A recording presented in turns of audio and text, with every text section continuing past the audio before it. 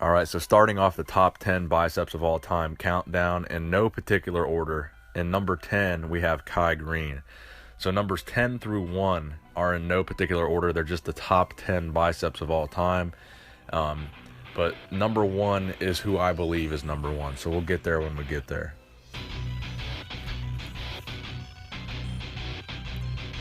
Number 9 is Leonard St Cyr.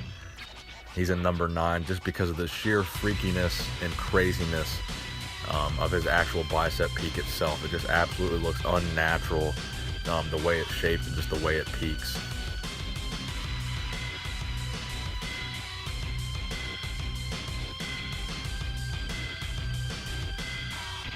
So number 8, we have Boyer Coe.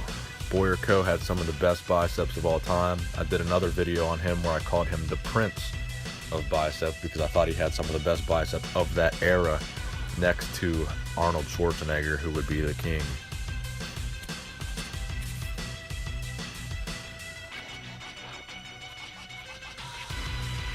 Number 7, we have Robbie Robinson, also from the same era as Boyer and Arnold. Robbie had some pretty crazy peaks as well. Number 6, we have my personal favorite bodybuilder of all time, Lee Priest. His biceps themselves actually weren't that impressive compared to his forearms. His arms were really impressive as a whole. You know, the combination of the big forearms, the big biceps, the big triceps. It was really a combination of all three of those things that gave Lee some of the best arms of all time. Number 5 is Markus Ruhl. Some of the craziest mountain-style peaks of all time.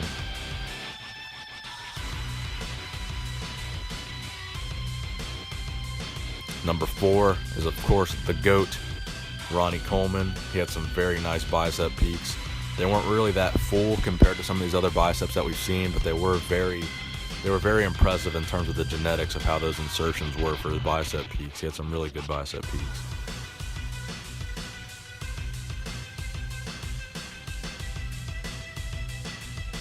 Number 3, we have Arnold Schwarzenegger. Arnold Schwarzenegger is probably definitely a top 3 guy. So we could say the top 3 are probably in order. But overall, I just kind of did a top 10, just showing the top 10 guys, period. Really wasn't trying to put them in any particular order, but top 3 really is probably my top 3. So number 2, we have Albert Beckles. Albert was known for having some of the craziest peaks of that era as well. I think overall he had some of the best developed bicep peaks of all time in terms of the shape, the proportions, the insertions, and just the overall, genetic makeup of that bicep makes it one of the best biceps of all time. And number 1, of course, we have Marko Savolainen, who has my personal favorite bicep of all time. In terms of fullness and roundness and just overall size, I think his biceps were just bar none. Now, a lot of people will argue that Markus Ruhl had some of the biggest, fullest biceps of all time. But my argument with that is that Markus Ruhl is obviously accused of taking a lot of synthol and putting a lot of synthol in his arms, whereas Marko Savolainen has gone on record several times saying there's no oil in his arms whatsoever. And all of his friends and people that seem to know him, they all say that he has never used synthol. So I think these are some of the best, naturally shaped biceps of all time.